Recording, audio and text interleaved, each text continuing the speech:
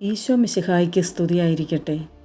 പരിശുദ്ധ കന്യകമറിയത്തോടൊപ്പം 365 ദിവസം നമുക്ക് ഒരുമിച്ച് യാത്ര ചെയ്യാം. ഫെബ്രുവരി 2 വിജയമാതാവ്.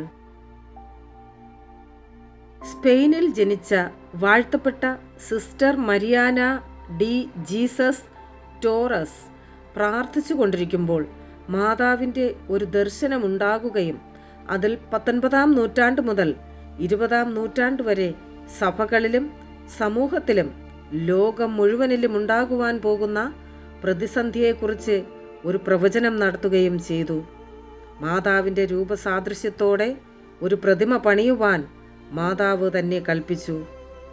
ഐതിഹ്യമനുസരിച്ച് കൊത്തുപണിക്കാരനാൽ തുടങ്ങി മാലാഖമാരാൽ അവസാനിപ്പിച്ച പ്രതിമയാണിത്.